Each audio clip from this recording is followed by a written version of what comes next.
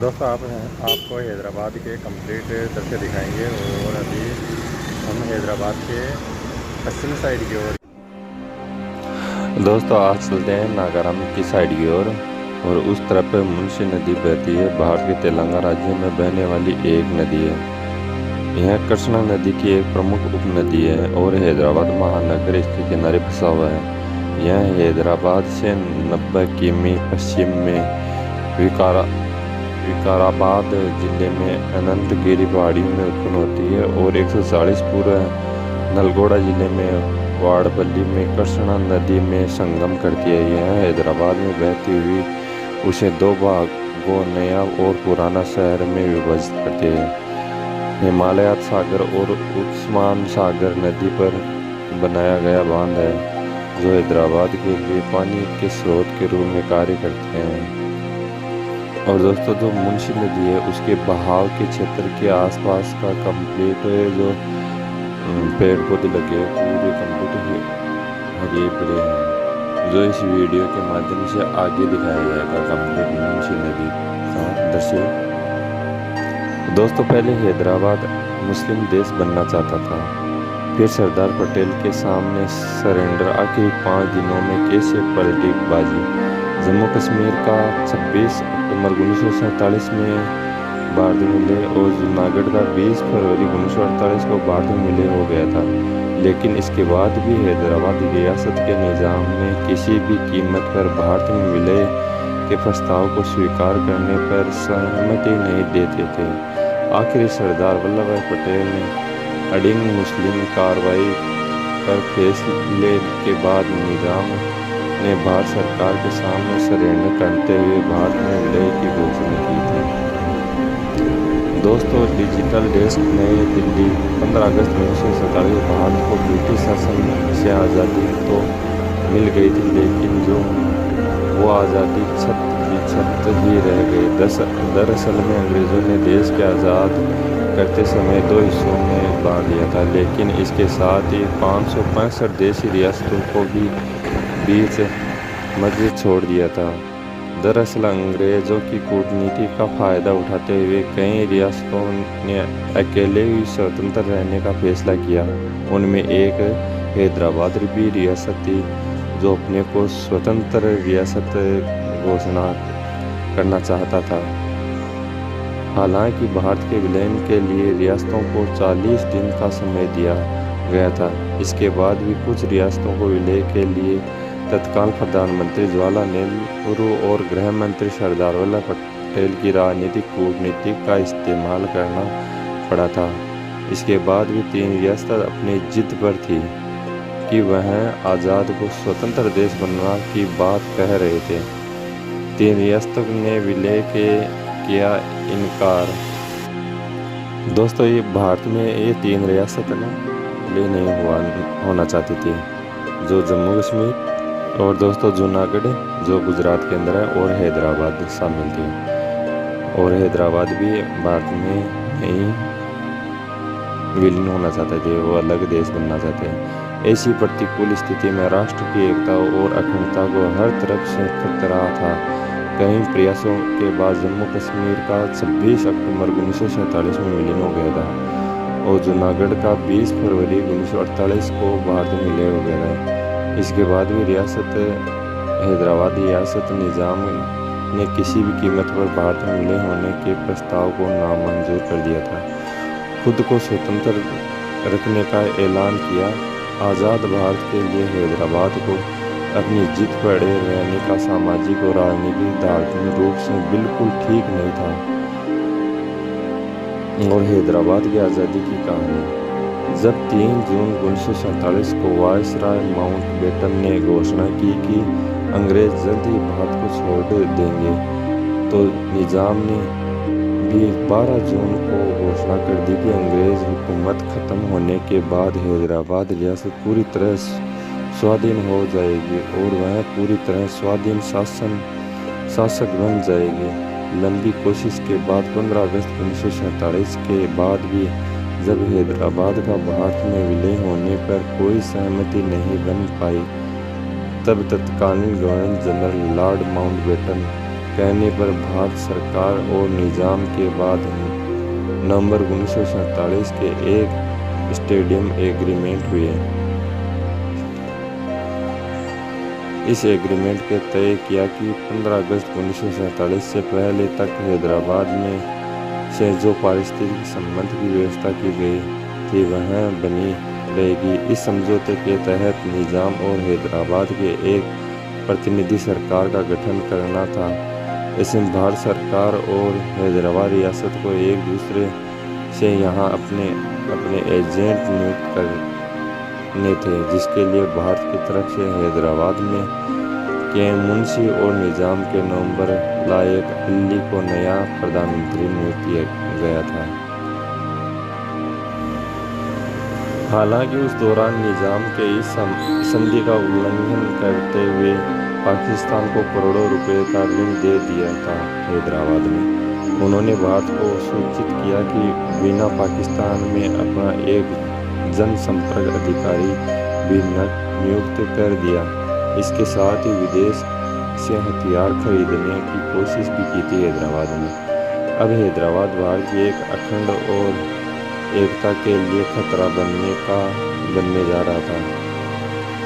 रजाकारों के जरिए सीमाओं पर गड़बड़ी की जा रही थी, रेलगाड़ियों को लूटा जा रहा था। इस सभी बातों को देखते हुए लोगों ने विरोध प्रदर्शन शुरू कर दिया और रियासत में एक जिम्मेदार सरकार की मांग करने लगे। हालांकि इसके बाद निज़ाम सरकार ने विरोध करने वाले हजारों लोगों को जेल में डाल दिया और कांग्रेस संगठन पर प्रतिबंध लगा दिया गया था। और दोस्तों, मई 1948 के बाद से बिगड़े हालात, इसके बाद देश में हालात बेकाबू होने लगे और 22 मई 1948 को रजाकारों ने हैदराबाद के पास गंगापुर स्टेशन पर एक ट्रेन पर हमला कर दिया। उस स्थिति में गंभीरता को देखते हुए भारत सरकार ने 26 जुलाई 1948 को हैदराबाद की स्थिति पर एक श्वेत पत्र जारी कर दिया गया था। सरदार पटेल और हैदराबाद की कार्रवाई का मानना अनिवार्य। और दोस्तों, सरदार पटेल ने हैदराबाद को भारत के पेट में कैंसर कहा, जो क्योंकि भारत में विलीन नहीं होना चाहता था हैदराबाद, इसलिए कैंसर बता दिया हैदराबाद को। और राज्य में शांति व्यवस्था और सुरक्षा बनाए रखने के लिए पुलिस कार्रवाई करने की बात कही। हालांकि उस दौरान राजनीतिक अनिश्चितता की वजह से पटेल को 2 बार हैदराबाद पर कार्रवाई टालनी पड़ी थी, लेकिन तीसरी बार वह बिल्कुल दृढ़ थे। हैदराबाद ऑपरेशन की योजना बहुत सावधानी से बनाई गई और भारतीय सेना के पास निज़ाम की सेना की तुलना में बेहद माल क्षमता और तकनीकी थी। भारतीय सेना की स्थानीय आबादी का भी समर्थन प्राप्त था, जो कि निज़ाम के शांत अंत को देखने के लिए उत्सुक थे। निज़ाम इस्लामी अली खान आसफ जहां खातून की सेना का बाकी सेना के लिए कोई मुकाबला नहीं था, उन्होंने थोड़ा प्रतिरोध पेश कर दिया। सरदार पटेल ने घोषणा की 13 सितंबर 1948 को सुबह 4 बजे भारतीय सेना मेजर जनरल ने एम चौधरी के नेतृत्व में हैदराबाद अभियान शुरू कर चुकी थी। मुझे 5 दिन के अंतर 17 सितंबर और 217 सितंबर को आत्मसमर्पण के बाद हैदराबाद रियासत के प्रधानमंत्री लायर अली रजाकर मिलिशियन के प्रमुख कासिम रिजवी को गिरफ्तार कर लिया गया। इसके बाद हैदराबाद रियासत के भारत संघ में विलय की घोषणा कर दी गई थी और 1950 को हैदराबाद बन गया भारत का हिस्सा।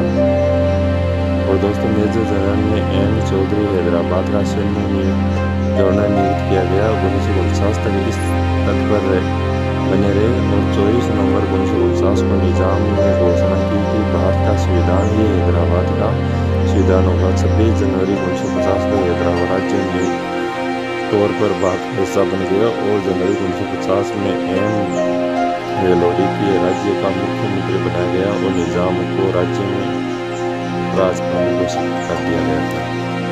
और दोस्तों, चलते हैं ये जो पुल बना हुआ है मुंशी नदी के ऊपर बना हुआ है और सामने एक तिरंगा है, ये मुंशी नदी के किनारे पे बना हुआ है। और हैदराबाद में नदी पर कई पुल बने हैं। ये जो पुल बना है सबसे पुराना पुल का नाम है पुराना पुल। और ये 1681 में बना था ये पुल, जो मुंशी नदी के ऊपर बना हुआ पुल है 1681 में। और दोस्तों मुंशी नदी के से 20वीं शताब्दी में शुरू कोंकण हैदराबाद शहर की लगातार बाढ़ से तबाही देखने पड़ी। और 18वीं शताब्दी में भी हैदराबाद को मुंशी नदी के विनाशकारी बाढ़ का सामना करना पड़ा था। ये बाढ़ हैदराबाद को भारी तबाही का कारण बना था। 15,000 लोगों के आसपास मारे गए। हैदराबाद का विकास आधुनिक युग 1908 में बाढ़ के बाद जल्द ही शुरू कर दिया गया। और दोस्तों बढ़ते दबाव के बीच जो जूनागढ़ और नवाब ने अपने कुत्तों को लेकर पाकिस्तान भाग गया था, हैदराबाद में थे। और नवाब 1947 में नवंबर 1947 जूनागढ़ भारत का हिस्सा बन गया था। जूनागढ़ के उल्ट भोपाल, हैदराबाद और जम्मू कश्मीर वे रियासत जिन्हें भारत में मिलाने के लिए सेना के जवानों और आम लोगों का अपनी जान देनी पड़ी थी। और दोस्तों हैदराबाद रियासत भी अलग देश बनना चाहती थी और जम्मू कश्मीर भी अपना अलग हिस्सा बनना चाहता था। और ये आर्मी सेना के दबाव में आ गया। फिर बाद में भारत में स्वतंत्रता के समय विलीन हुआ था। दोस्तों जूनागढ़ रियासत अभी गुजरात राज्य में स्थित है। और फरवरी 1948 में जूनागढ़ रियासत जो भारतीय राज्य गुजरात में स्थित है, जो पाकिस्तान के डोमिनियन के बाद विवाद के बाद भारत संघ में शामिल कर लिया गया था। इस मूल्य जन्म और संग्राम के बारे में 1947 से ब्रिटिश भारत की स्वतंत्रता और विभाजन तक ब्रिटिश काउंसिल के अधीन एक रियासत थी। और दोस्तों हैदराबाद रियासत का भारत में विलय कब हुआ है? मेजर जनरल JN चौधरी और हैदराबाद का सैन्य गवर्नर नियुक्त किया गया। 1949 तक वह इस पद पर बने रहे। 24 नवंबर 1949 को निजाम ने घोषणा की कि भारत का संविधान हैदराबाद का संविधान होगा। 26 जनवरी 1950 को हैदराबाद राज्य नियमित तौर पर भारत का हिस्सा बन गया।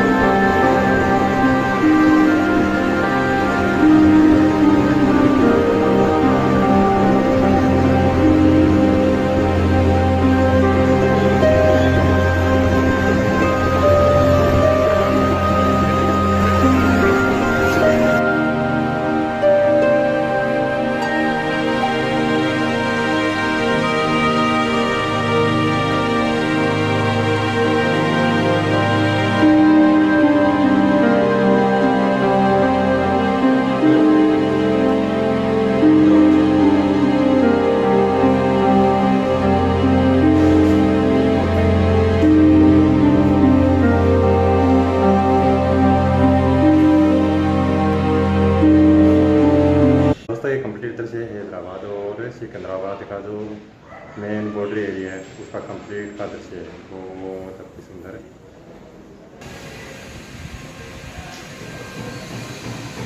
दोस्तों ये 24 हाइट पे विलो बना हुआ है, उससे लिया गया है कंप्लीट व्यू। और चलते हैं नीचे की ओर। दोस्तों इस सिटी के मध्य बाग में देखो कितनी हरियाल है, ऑक्सीजन जो हैदराबाद का फेफड़ा। और चारों ओर पूरा हैदराबाद बसा हुआ है। और दोस्तों मैं आशा करता हूँ कि आप स्वस्थ होंगे, मस्त होंगे। और आपको कंप्लीट, अगर आपको वीडियो अच्छा लगे तो लाइक कीजिए वीडियो को, और चैनल पर नए हो तो चैनल को भी सब्सक्राइब कीजिए।